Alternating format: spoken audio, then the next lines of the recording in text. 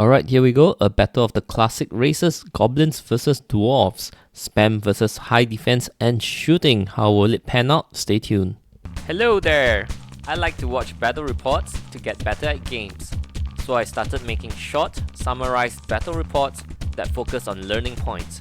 So welcome to my channel, Newbie Dice. Do like, subscribe, and hit the bell icon if you enjoy my videos.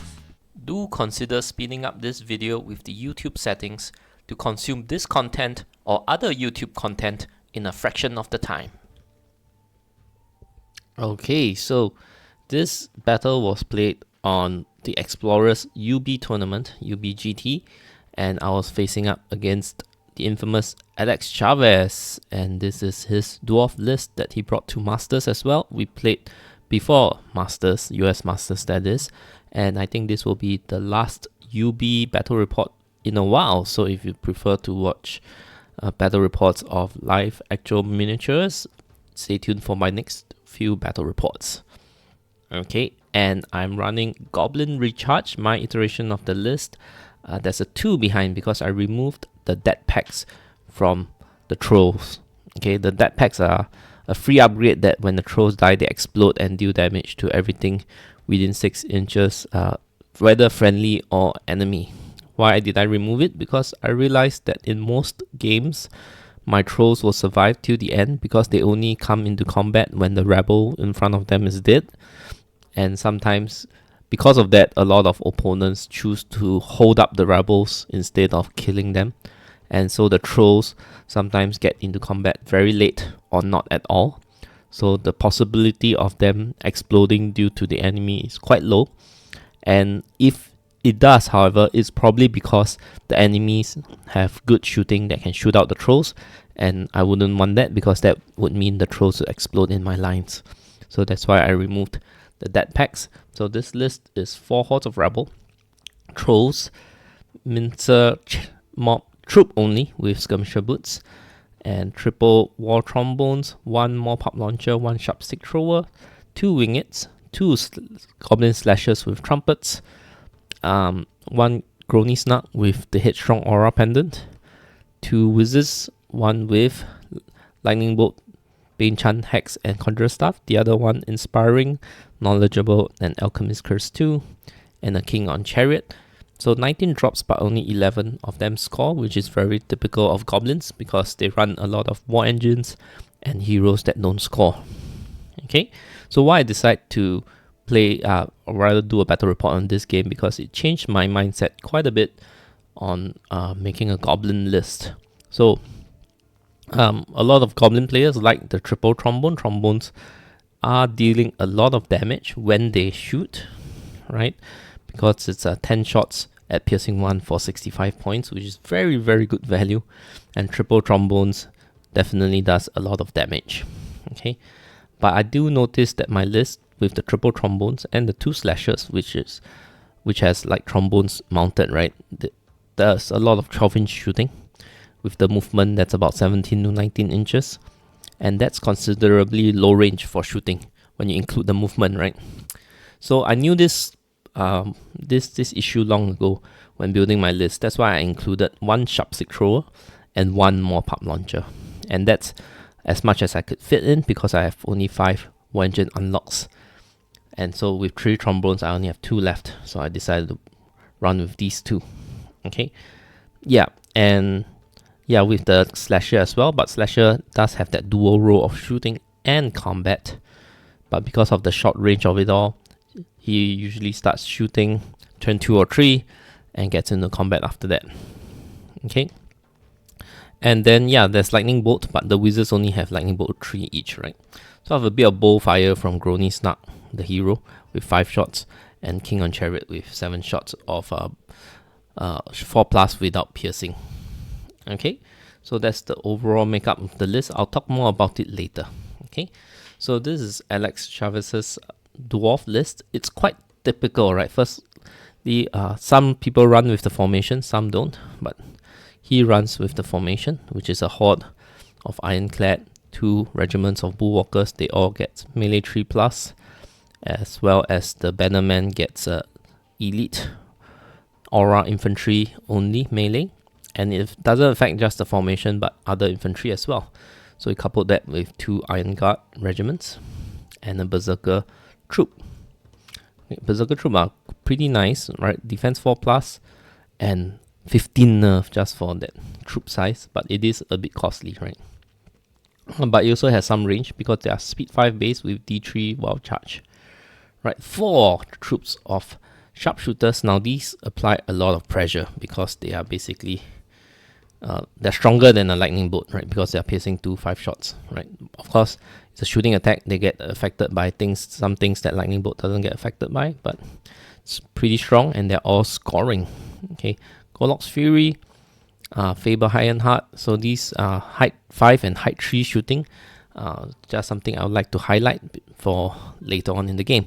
And 2 Dwarf on Large Beast, Dwarf Lord on Large Beast, right? So it's a defense 6 mobile unit, only speed 7, but that's quite fast for Dwarf, right?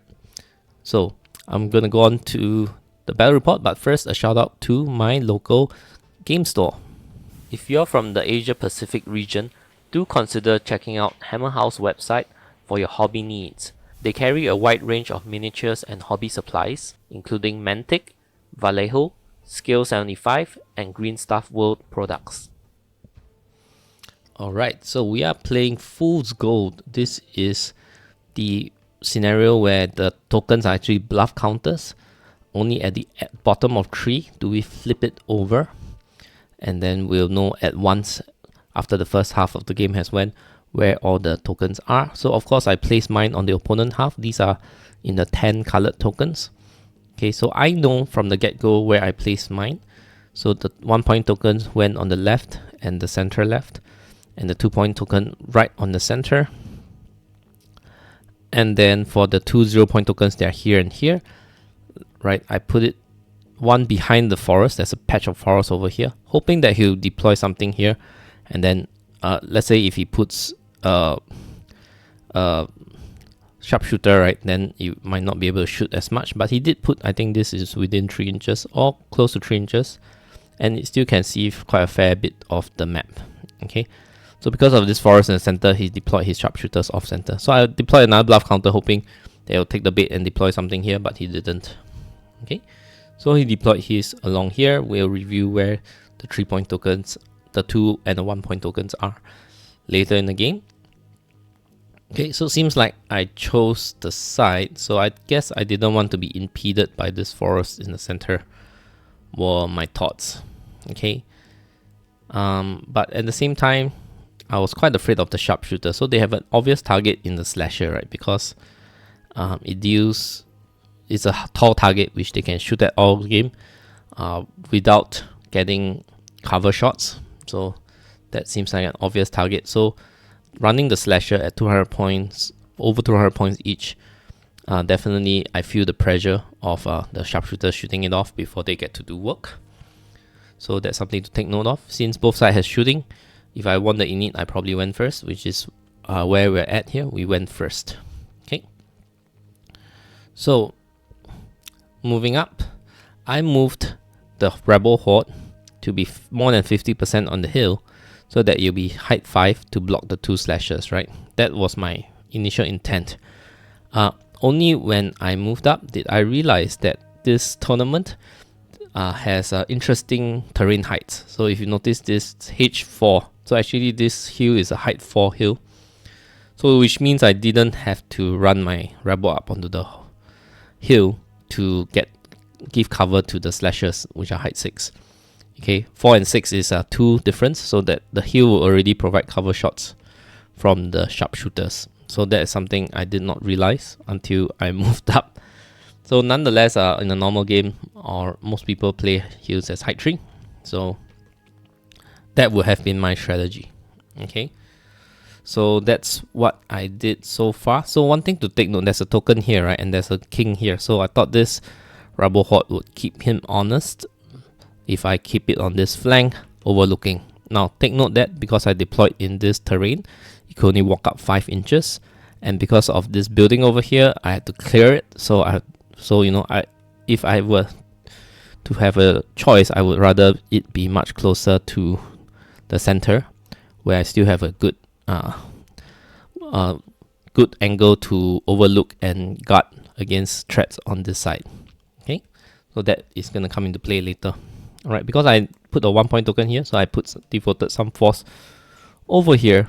With the mincers, I had hoped that, you know, I can charge off the hill against this defense 6 threat, right? So my list doesn't do well against defense 6. Okay, my crushing highest is slasher with 2. I do have Bane Chant, but there's only 10 attacks. Trolls are crushing 2. Even my shooting, only the sharp stick is crushing 2, piercing 2 rather. The rest are either 0 or pierce 1. Right? So because I moved the rebel up, right, I didn't take the bottom of 1 shot of the dwarves, but basically this is the top of 2, but basically he shot almost everything into the rebel horde that's over here, the one that's on the hill, right? So because it's on the hill, it's height 6, a lot of things, the sharpshooters, they don't get cover penalty, right? And then most of the mastiffs unloaded into them, right? So let me rewind. This red chevrons represents mastiffs, so you can see that he threw out 4 mastiffs, accompanied with some shots of sharpshooters and Golok rather also, and he killed off the central horde, which is not unexpected, but it left my center very vulnerable. So now my two of these guys are exposed, and yeah, my center is exposed, right? So it puts up some pressure on me. Okay, so I had hoped to shoot down this berserkers, but dash 15 nerf, my goodness. Alright, and my trombones are still not in position to start shooting yet, and I do realize this. Most of the time the trombones start shooting at around turn 3 or 4. Turn 1 or 2, turn 1 you move up, right? Turn 2 the opponent is usually KG enough not to, especially I'm a top of 2 player, that means they only went 1 turn. They'll usually move KG enough that they don't let the trombone fire at them, top of 2 especially, sometimes even bottom of 2. And I have to move them up KGly because I'm afraid of things sniping them out. Like Faber is a height 3 shooter that can shoot, and Golok is height 5 or 6, right? So it could shoot at the trombone quite easily, and they only have 8-10 nerf. So 1 wound already puts them in waiver territory, 3 puts them in route territory, alright, territory. So I dealt 5 wounds, I didn't waiver this. Not sure why there are 2 wounds here. I think probably this winged can only reach this unit of bullwalkers. Okay, the green ones are bullwalkers, this ones are the iron guard. Okay, so probably 12 inches can only reach over here, and so I had to shoot at that. This one probably shoot at this. I didn't want to shoot at the defense 6. And okay, another thing to take note was that the king Grony Snug flew over here in preparation to charge and kill this, and you know, I hope to chain down the line and kill all the sharpshooters that way, right? And I did shoot some bow fire, and maybe both of the kings shot at it, and 1 damage, but wavered them, so I was pretty happy with that. And yeah, down on the side, it's only in the front out of this unit itself. Okay, one thing I would like to take note for the opponent, for this Dwarf Lord on Large Beast, it has moved here, so it has the intention to come down to flank me, right? So it has already moved in its most efficient path. Okay, in that next round it could march or move at the double 14 inches without clipping the forest, and that's what it fully intends to do. And you notice that my goblins had already, it has moved 5 and it's moving another 5 because it needs to turn, right? So it's already trying to overlook and guard this area. However, they only tread 10 inches, which is somewhere around here. Eyeballing it on UB is about this much. Okay, so that's important to note. So let's see what my opponent does. So firstly, let's look at this part over here that I'm talking about. So the king on large beast, lord on large beast, moved the maximum 14, and then just stayed just nice 1 inch out of this rubble, and it's just slightly out of 10 inches of my rebel, and so I could not threat. I could not charge the dwarf on large beast in the flank, in the rear rather. But even then, rear, let me see, and it's hindered, right? So it's only 12 hits and 2 wounds anyway, right? 4 wounds if I Bane Chant, so it's not gonna make him flinch at all. Okay, so why did I shoot at the Berserkers earlier? Because it's the only one that can charge into the slasher. I don't know if he requires a wild charge 3 or just a wild charge 2. Maybe just 2, because if I were to shoot at it, that means it's 12 inches away. Alright, so it just needed wild charge 2, 66% chance to roll that, and he got it. So he jammed 1 slasher in the face, while the rest of the infantry block shuffles up, now definitely within 10 inches to charge. Okay, so perhaps I shouldn't have charged up, but let's talk about that later. Okay, so shooting wise, some damage were dealt here at the rebel. Everything else shuffled out, right? Now let's talk about this. So the sharpshooters that got wavered, it passed its headstrong. Now the thing about passing headstrong is you're still disordered, so you can't shoot. So they say, what the hell, I'm gonna charge Grony. Charging hindered through the leg, and he dealt 1 damage to ground it and strip off Thunderous too. So I'm like, oh dang it. Right, so I'm not sure why this one sharpshooter moved back. Perhaps it didn't have any good targets to shoot at, so it moved back. And then for this one, I think some of them went here and some of them went not sure where it went. Okay, let's see. Yeah, maybe it missed all its shots at the slasher. Okay, Faber dealt 2 damage to the trombones, so even moving up KGly, it exposed itself to two trombone shots. Just a 6 to waver. Thankfully he didn't waver the trombones. Okay, yeah, I think that's the gist of it. Notice how Golok is still on the starting line, because it doesn't have steady aim, so he had deployed on the starting line and just kept shooting, at least in the early game.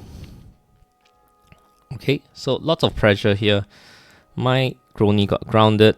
Faber is pressuring the trombones. This Dwarf Lord is pressuring my flanks. Yeah, so this Dwarf pressuring my flanks is also part of the reason why I decide not to hold back, because when you hold back, then he starts to pick at your flanks. Like, right, it's time to go all in.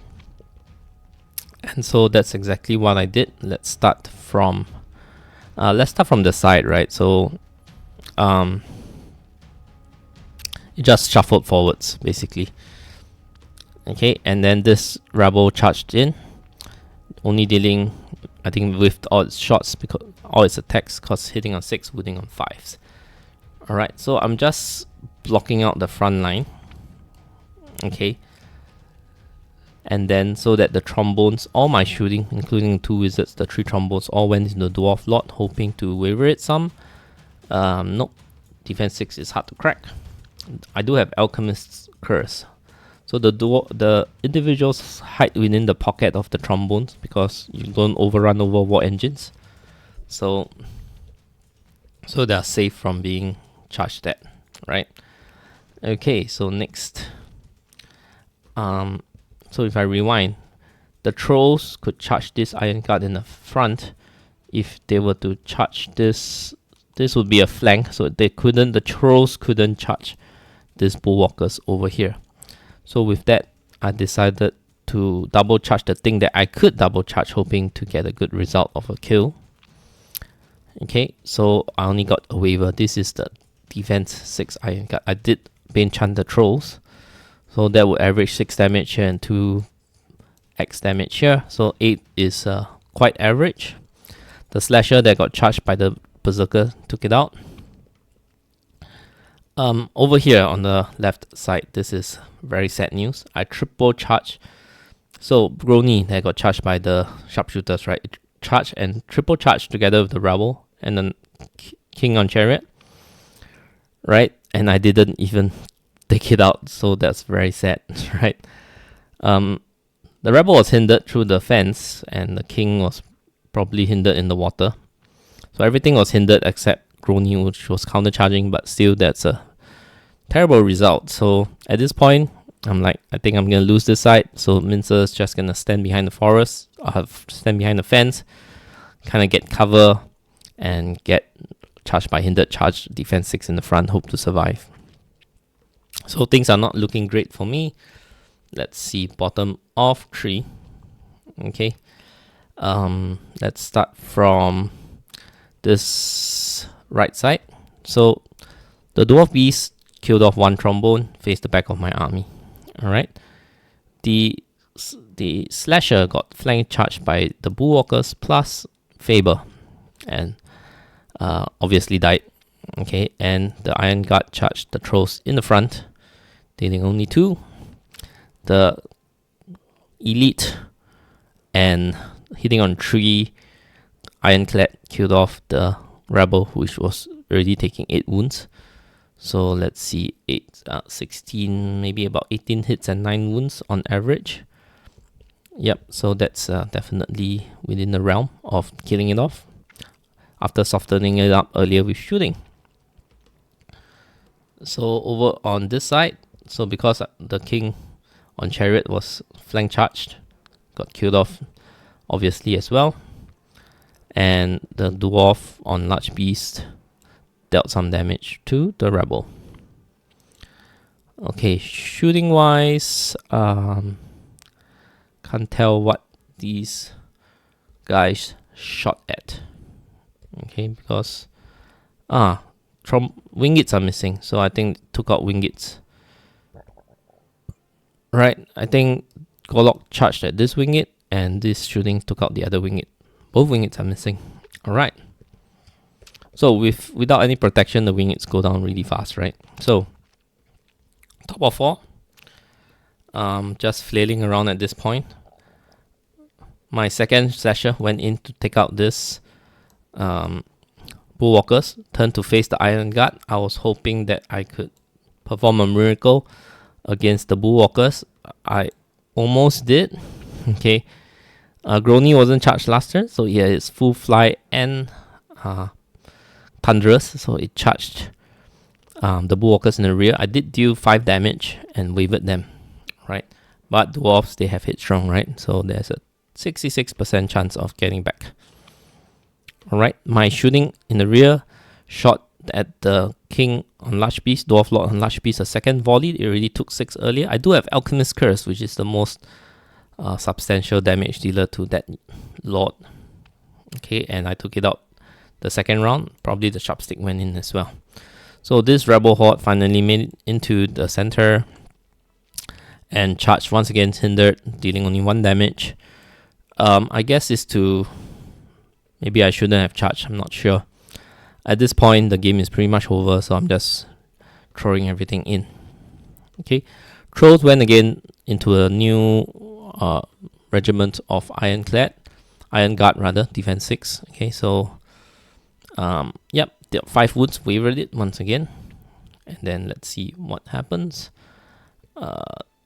So no matter, the Ironclad just charged it in the flank, though it's hindered, and cleared it out. Okay, Golok went for 1 of the war engines, so I'm getting cleared out right now. Okay, this unit survived on the double 1 probably, but the game is pretty much over at this point, so I'll just speed run through the rest of the game. I just charged in. I'm like, what the hell? I think this game is on kill points, so I just try to get as much kill points as possible. I think the Golok's Fury is out of front arc, so yep, just kill as much as I can. And the game's pretty much over at this point.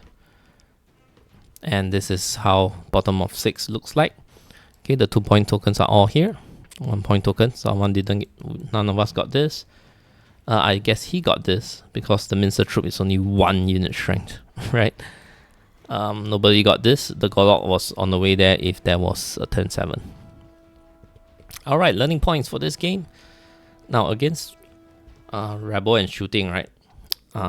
Alex was not hesitant to spend his mop-ups, or rather throwing mastiffs on it. He says, kill the Rebel early, right? Blow up the center, especially the central one. So you exposes his middle and you apply pressure. So my slashers felt very vulnerable. And true enough, the berserkers charged one in, the rest of them shuffled up, so it really pressured me to take action. Okay, so you don't need to save your mastiffs on like a juicier target, just kill the Rebel, especially if it's the center one, that's the most valuable one. Okay, my shooting can't see all those height 2 infantry from behind Rebel. Okay, so I can only shoot at taller things. So sometimes use this to your advantage. Sometimes you charge Rebel with a height 2 infantry, and the only thing you could do in return was to countercharge, because the trombones can't see, right? Okay, in certain lists like mine, the slasher would help because they are 75 mil, easy enough to shuffle sideways for the Rebel to make way for the slasher. But even sometimes, depending on how cramped everything is, you could charge in a way that jams multiple Rebels and they can't slide and make way for the slasher to come in. And so it's either they countercharge with the Rebel or they back the Rebel up and they shoot you with 10 shots from the slasher. The rest of the trombones don't get to shoot. So get around flanks to the toys behind. That Lord on Beast was making its most efficient flight path towards my flank, the one on the right? And I couldn't even reach it because of that darn building that forces my Rebel to deploy further out to the side. Okay, and what prompted me to think a lot about my list was that the Dwarf long-range shooting, now, you could argue the shooting isn't a lot in the Dwarf list, but with that 4 sharpshooters, the little bit from Gorlock and Faber was enough to say, oh, I got to push forward quickly, if not it will snipe out my slasher, you'll snipe out my Rebel from far away, it'll snipe out my trombones if it could. So because of my strong shooting for my goblins being relatively short ranged, I was on the disadvantage from the get-go. At least that's how I feel. So going forwards, I'm gonna field a different goblin list, and you'll see some transformation over my next few battle reports on the goblins to see me tweak towards more long-range shooting. So hope you stay tuned for that. As a goblin general, I do have some Order of the Green Lady battle reports lined up as well. So with that, I'll close out the video by shouting out to my patrons. I am on Patreon. So 1 peep Anonymous, 2 peep Luke Schaefer, and 4 peep Alessandro Serpe. Hope you guys enjoy these videos, especially that I've been pumping out. So if you do enjoy my battle report, there are quite a few more. This is video number 64, so there's a lot of battle reports. Do all these interactions with my video and my content so that the algorithm gods would favor my video.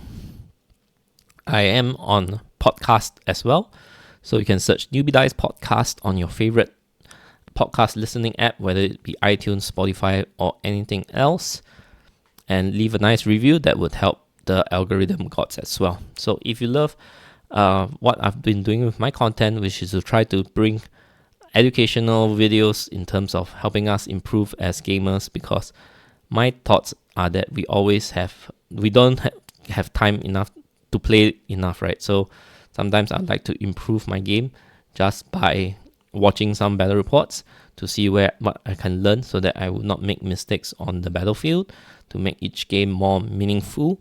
So if you like this mission of mine, do consider supporting me on Patreon. So the videos I make is something that I would like to see myself, which is how to learn how to be a better general.